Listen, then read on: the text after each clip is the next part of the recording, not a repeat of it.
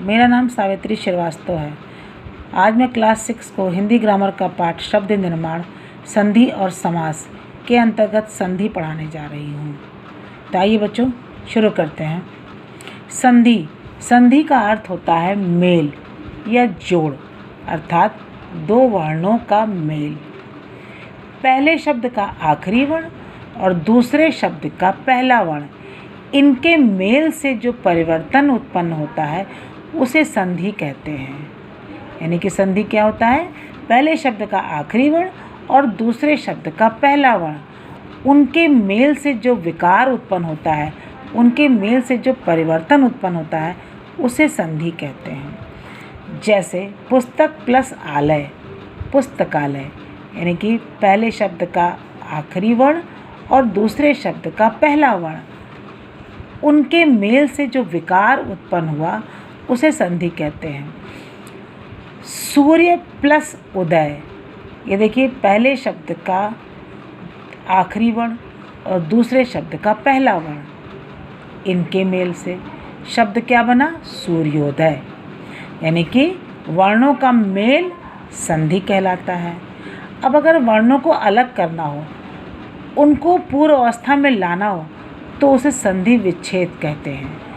यानी बच्चों, संधि वर्णों का मेल कहलाती है और वर्णों को अलग करना संधि विच्छेद कहलाता है। संधि के 3 भेद हैं: स्वर संधि, व्यंजन संधि, विसर्ग संधि।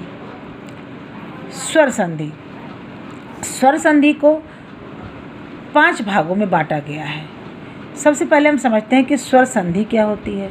स्वर संधि होती है दो स्वर वर्णों का मेल, यानी कि दो स्वर वर्णों के मेल से जो परिवर्तन उत्पन्न होता है उसे स्वर संधि कहते हैं। स्वर संधि के 5 उपभेद हैं: दीर्घ संधि, गुण संधि, वृद्धि संधि, यण संधि, अयादि संधि।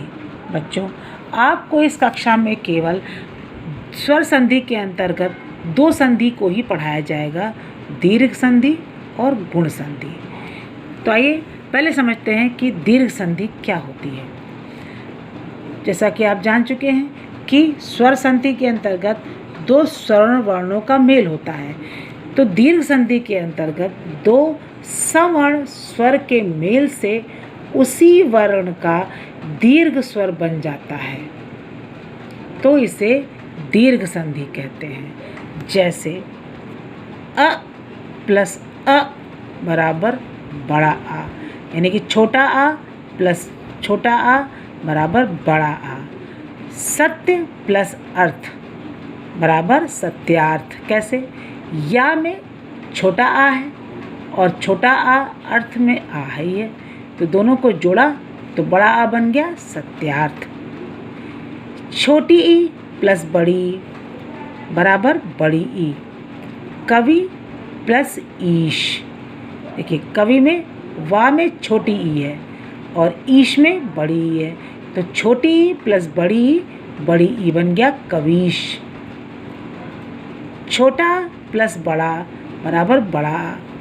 हिम प्लस आलय, हिम में देखिए छोटा आ है, जब आप वर्ण विच्छेद करते हैं तो इसमें माँ में छोटा आ होता है, तो अ प्लस बड़ा हिमालय। बड़ा आ प्लस बड़ा बराबर बड़ा आ।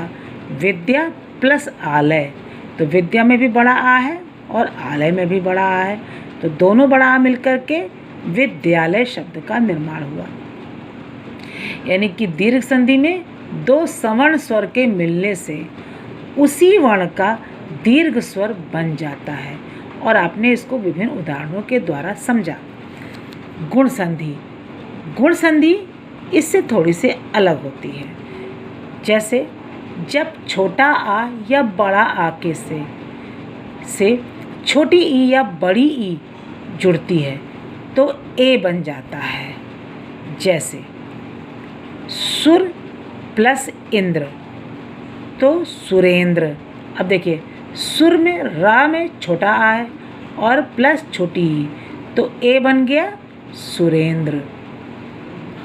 छोटा आ या बड़ा आ में जब छोटा ऊ या बड़ा ऊ जुड़ जाता है तो ओ बन जाता है महोदय।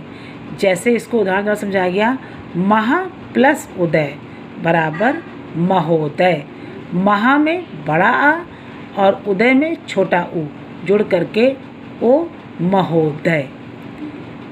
देव प्लस ऋषि, देखिए छोटा आ या बड़ा आ में जब री जुड़ता है तो अर शब्द बनता है। जैसे देव प्लस ऋषि देवर्षि। तो देव में वा में छोटा आ है और री, तो छोटा आ प्लस री अर देवर्षि। देव प्लस ऋषि देवर्षि। तो बच्चों आपने सीखा कि संधि दो वर्णों का मेल होती है। संधि विच्छेद जब उन्हीं वर्णों को अलग किया जाता है। संधि के तीन मुख्य भेद हैं, स्वर संधि, व्यंजन संधि, विसर्ग संधि। स्वर संधि दो स्वर वर्णों का मेल, उनसे उत्पन्न परिवर्तन स्वर संधि कहलाता है।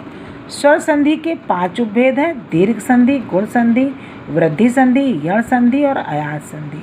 आपने केवल 2 संधि का अध्ययन किया, दीर्घ संधि जो कि 2 सवर्ण स्वर के मिलने से उसी वर्ण का दीर्घ स्वर बन जाता है कहते हैं। गुण संधि में जब छोटा आ या बड़ा आ के साथ छोटी या बड़ी ई बनती है तो ए बन जाता है। छोटा आ बड़ा आ के साथ छोटा ऊ बड़ा ऊ बनता है तो जुड़ता है तो ओ बन जाता है। छोटा आ या बड़ा आ के साथ जब री जुड़ता है तो अर बन जाता है। तो बच्चों आपने ये सीखा। अब प्रश्न के उत्तर अपनी रफ कॉपी में लिखिए कि पहला प्रश्न है, संधि किसे कहते हैं, संधि के कितने भेद हैं। दीर्घ संधि व गुण संधि के 2-2 उदाहरण लिखिए।